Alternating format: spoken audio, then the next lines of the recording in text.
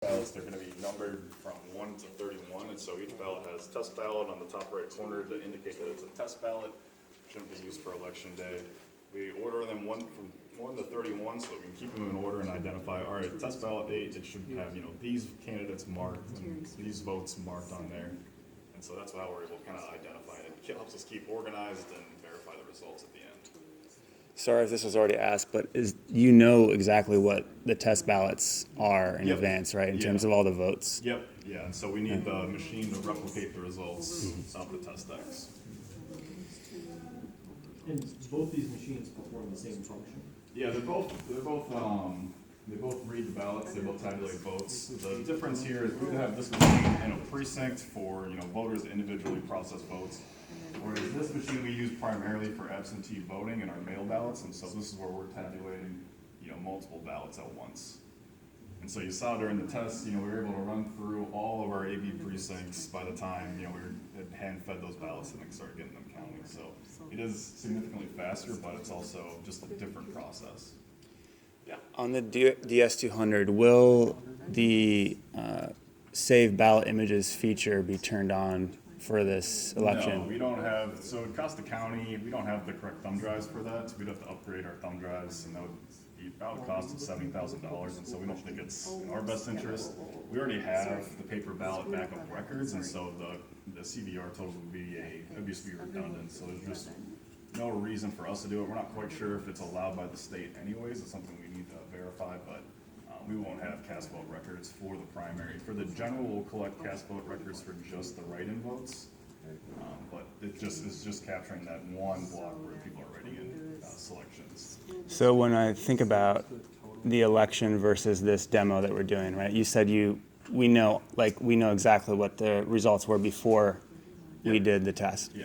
So in the election, we won't know what the results are before we test it. But what we're verifying here is that the machine's accuracy and logic is correct, and so that we're demonstrating here that people that are casting votes for certain candidates, it's going to register that on the machine. Right, and so statutorily, we're going to look at we're going to have a post-election review, right? Yep. So where we check the machine count with the hand tally. Yep. And that's 3 precincts, but not every race, right? So it's usually top of the ballot. So 2 races from the top. what is that roughly? Less than 1% of the ovals, right? Yeah. So the reason I ask about the saving the ballot images is because if we turn that on, then that turns on the cast vote record capability, which then the public can request, and that's 100%. That's much stronger transparency than the less than 1%. I realize that you're checking the logic and accuracy on this day right here and now, but I think what the public are concerned about is what happened on the day of the election and what happens on the day of the election. And so if that's a built-in feature, you've talked about the thumb drives. I'd have to check that to verify, but I wonder if you actually might already be able to have that even without those particular thumb drives. What we need to do, if we're going to do a CVR, we have to have enough data on the thumb drive to record each ballot image, and so we'd have to purchase 2 thumb drives for each machine, and we'd have to be 8 gig or 16 gig thumb drives. And so we currently just use a 4 gig thumb drive for these machines. And so like I said, we've looked into it, we've gotten quotes from our vendor.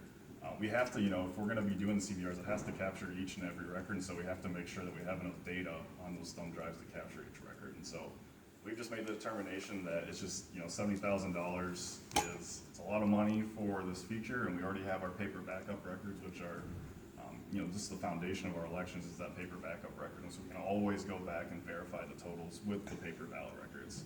And I also would love to go back and check those, but I don't believe any county was able to do that in 2020 so far. And I know it's not necessarily your guys' decision here. The Secretary of State had the opportunity in Crow Wing to do that and declined. And that, I think, made people ask even more questions. And so I'm looking for solutions that will help everyone. And I think that cast vote record, we're in a beautiful building here. I think this is a $50 million building or something of this nature. And so when we're talking about 70K, that will suddenly make everyone feel good, and it's already built in the system, that's the ask I'm trying to make is how can we all work together for maximum transparency? Because look, if it was me, I would have none of these machines. I would hand tally everything. It would cost a lot less. Your job would be a lot less work as well. We do away with absentee and mail-in for the most part, except for those distant military and so forth. But that's what I would do, but I'm not in charge here. So I'm looking for the solutions that work within the system that we already have, and that's why I ask about the cast vote record in particular. Yeah, we've heard about that, and I think it's just kind of the decision we're at right now. It's something we haven't even budgeted for, so it'd be something we can look at for the future. But I mean, for this election, it just wouldn't be feasible. Okay. I do want to let you know that I have had one county tell me that they're going to go ahead and do this Okay. for us. So I hope that you guys will consider it for this election, and if not for August 9th, please, for the Yeah, I mean, it midterms. certainly wouldn't be possible at all for August 9th because we've already programmed all our thumb drives, so. Okay. Thank you for considering. Yep. Yeah. Yeah. Also, the one thing I do need to mention though, that we would have to treat the electronic copy the same way we treat the paper copies. It would not be accessible by public request through our office. That would have to be through the Secretary of State. So the cast vote record that I'm referring to, it has no secret information. So it, Neither do ballots. pardon? Neither do ballots. We would Yes. have to treat a paper ballot the same as an electronic scan of the ballot. I guess, I mean, that may be your interpretation, but there have been a number of counties around the country that have decided that this is public information that they're willing to share with the public because it doesn't have any secret or voter identification. And at least in those counties, they decided it was worthwhile to share that with the public so that data could be analyzed. Okay. Yeah. This test team, are all of you county employees? So these are our temporary election staffers. I'm the full-time election staffer. I'm Tyler Webster. I'm the elections manager. And so we have 2 full-time staffers right now.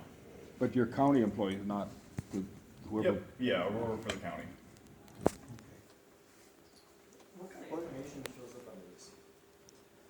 There's kind of a variety of information, so you can actually take a look at this one if you like, yeah. And so it's just showing like all of our total votes, that's the serial number of the machine, it's broken out by precinct. Okay. And so it's just showing us all the results just for this precinct, just for Clearwater P1. Okay, so it kind of gives you a total by Yep. precinct. Okay. Well, when they look at it really quickly, what were they looking for? So they're verifying these totals on the right to make sure those match up with the totals on our spreadsheet. Thank you. Yeah.